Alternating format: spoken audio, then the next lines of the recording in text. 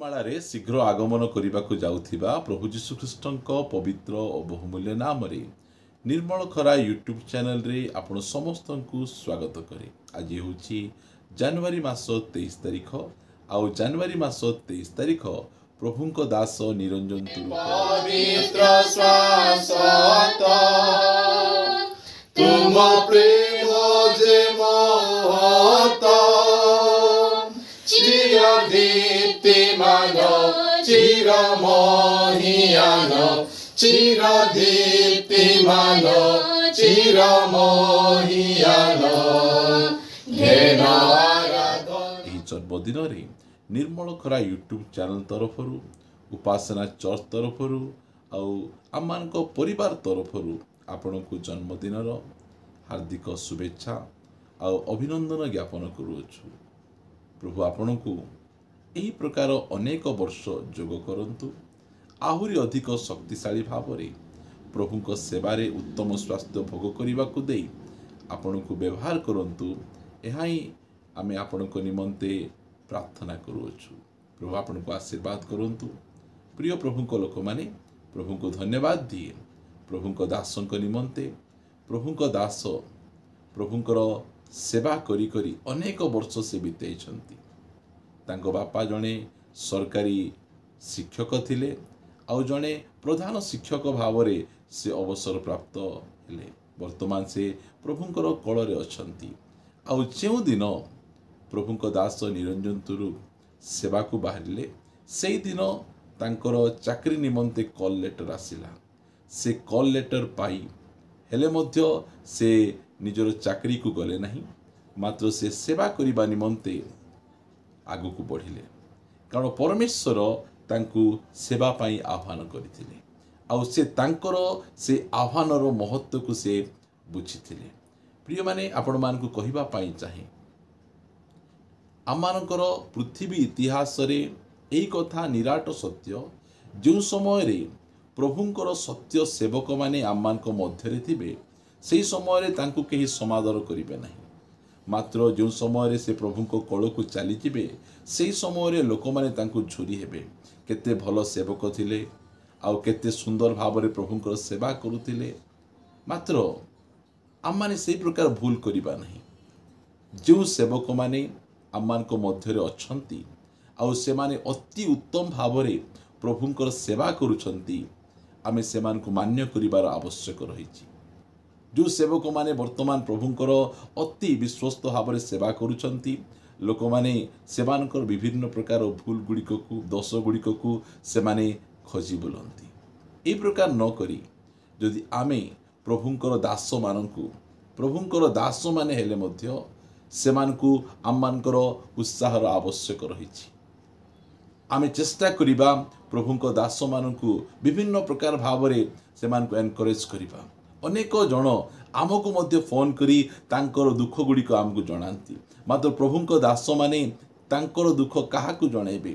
ସେମାନେ ମଧ୍ୟ ବିଭିନ୍ନ ପ୍ରକାର ଦୁଃଖ, କଷ୍ଟ, ସମସ୍ୟା ମଧ୍ୟରେ ଯାଆନ୍ତି, ଆଉ ସେମାନେ ମଧ୍ୟ ଆଶା କରନ୍ତି ଯେ କେହି ତାଙ୍କୁ ଏନକରେଜ କରିବେ। ପ୍ରଭୁ ଆମମାନଙ୍କୁ ଆଶୀର୍ବାଦ କରନ୍ତୁ। ପ୍ରଭୁଙ୍କ ଦାସଙ୍କ ନିମନ୍ତେ ମୁଁ ପ୍ରଭୁଙ୍କୁ ଧନ୍ୟବାଦ ଦିଏ। ସେ ପ୍ରତି ସମୟରେ ଆମମାନଙ୍କର ପୂଜାରୀ ଉପାସନା ଚର୍ଚ୍ଚକୁ ଆସନ୍ତି, ଆଉ ପ୍ରତି ବାର୍ଷିକ ସମ୍ମିଳନୀରେ ତାଙ୍କର ସେବା ଦ୍ୱାରା ଆମମାନଙ୍କର ଚର୍ଚ୍ଚ ଆତ୍ମିକ ଭାବରେ ଆଉ ସଂଖ୍ୟାଗତ ଭାବରେ ଦିନକୁ ଦିନ ବୃଦ୍ଧିପ୍ରାପ୍ତ ହେଉଅଛି। ଆଉ ତାଙ୍କର ବାକ୍ୟ ପ୍ରଚାର କରିବାର ଶୈଳୀ ଆଉ ତାଙ୍କର ଢଙ୍ଗ ଗୁଡ଼ିକ ଆମ ସମସ୍ତଙ୍କୁ ଅତ୍ୟଧିକ ପରିମାଣରେ ଉତ୍ସାହିତ କରେ। ଆମ ଚର୍ଚ୍ଚରେ ଅନେକ ବୟସ୍କ ମାଆ ମାନେ ଅଛନ୍ତି। ସେମାନେ ଚେୟାରରେ ବସିବା ବହୁତ ସେମାନଙ୍କ ପାଇଁ କଷ୍ଟସାଧ୍ୟ। ମାତ୍ର ଯେଉଁ ସମୟରେ ପ୍ରଭୁଙ୍କ ଦାସ ଆମମାନଙ୍କ ମଧ୍ୟକୁ ଆସନ୍ତି, ଘଣ୍ଟା ଘଣ୍ଟା ଧରି ସେମାନେ ଚେୟାରରେ ବସି ପ୍ରଭୁଙ୍କର ବାକ୍ୟ ଶୁଣୁଅଛନ୍ତି, କାରଣ ପ୍ରଭୁ ତାଙ୍କ ଦାସଙ୍କୁ ଅତି ଶକ୍ତିଶାଳୀ ଭାବରେ ବ୍ୟବହାର କରୁଅଛନ୍ତି। ଗୋଟେ ପଦ ଆମେ ପଢ଼ିବା, ଯାହାକି ଲେଖାଯାଏ ପ୍ରଥମ ତିମୋଥୀ 5:17 ଯେଉଁ ପ୍ରାଚୀନମାନେ ଉତ୍ତମ ରୂପେ ତତ୍ତ୍ୱାଧାନ କରନ୍ତି, ବିଶେଷତଃ ଯେଉଁମାନେ ବାକ୍ୟ ପ୍ରଚାର ଓ ଶିକ୍ଷାଦାନରେ ପରିଶ୍ରମ କରନ୍ତି, ସେମାନେ 2 ଗୁଣ ସମାଦର ପାଇବାକୁ ଯୋଗ୍ୟ ବୋଲି ଗଣିତ ହୁଅନ୍ତୁ। ପ୍ରିୟମାନେ, ପ୍ରଭୁଙ୍କ ଦାସମାନଙ୍କୁ ଆମେ ଚିହ୍ନିବା।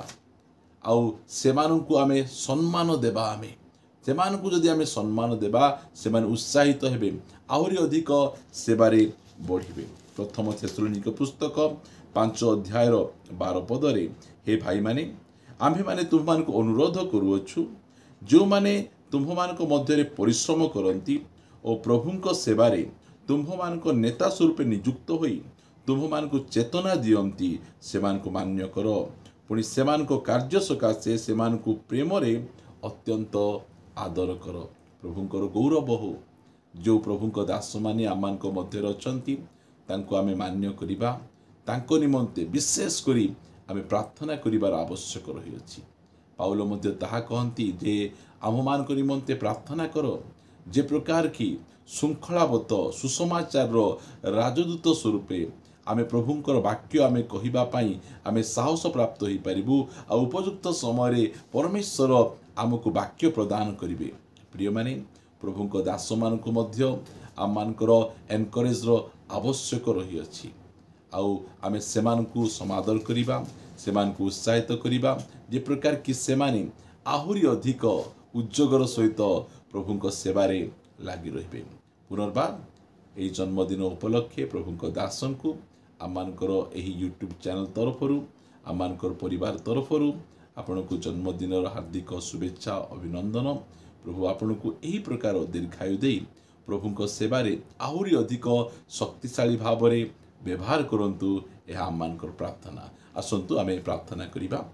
पवित्र गौरवमय पिता आमे तुमको धन्यवाद दउछु तुम प्रिय दासंक निमंते आमे तुमर गौरव महिमा करूछु जो दिनठू तुमे तांको आह्वान करिछ दुख कष्ट निंदा अपमान रे प्रभु से तुमर सेवा करी आगो को बढ़िचंती कौन सी समय रे मध्य पछगुंचा देई नाहंती आमे तांको निमंते प्रार्थना करूछु तुमे तांको आहुरी उत्तम स्वास्थ्य दियो दीर्घायु दियो आहुरी अधिक अभिषेक दियो वाक्यर प्रकाशन दियो आहुरी अधिक दौड़ी दौड़ी तुम सेवा करिबा पाई प्रभु तुमे शक्ति और सामर्थ्य तुमे प्रदान करो जो समय रे प्रभु से दुर्बल ही जानती तुमे तांकर बल हुओ प्रभु जो समय रे से भांगी पड़ती तुमे तांको तली धर प्रभु यह हमें प्रार्थना करूछु प्रभु जो जो अंचल मध्य तुमे नेबो से अंचल रे तांकर एही नूतन वर्ष रे ग्रेट रिवाइवल दे तुमे तांको शक्तिशाली भाव व्यवहार करो।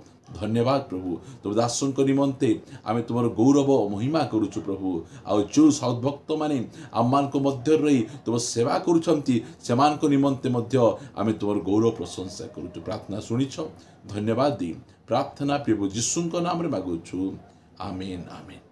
समस्त को नमस्कार प्रेज द लॉर्ड। प्रभु आम समस्त को प्रचुर भाव आशीर्वाद करंतु आमानकर जूम कार्यक्रम मध्य रही अछि प्रति सोमवार ठारू शनिवार पर्यंत आमानकर सकाळ 7 घंटारू 8 घंटा पर्यंत आमानकर जूम कार्यक्रम रही आउ सही जूम कार्यक्रम रे ओडिशार सुनामधन्य स्वाधीन प्रचारक बाइबल शिक्षक निरंजन तुरु से प्रति प्रभात रे आमानकु वाक्य देउछंती दीर्घ 2 वर्ष 11 मास ऊर्ध्व समय हैला यह पूजेर उपासना चर्च रो जूम आईडी द्वारा निरंतर परिचालित होउछि। जदि आपण माने आमान सहित से जूम कार्यक्रम रे योगदान करबा पई चाहुचंती ताहाले आपण माने आम कमेंट्स करिवे आपण मान को व्हाट्सएप नंबर देबे ताहाले आमे आपण माननकु जूम आईडी और पासवर्ड पठेबु आपण माने प्रतिदिन सकाळ 7 घंटा समय रे आमान सहित जॉइन हे पारिबे।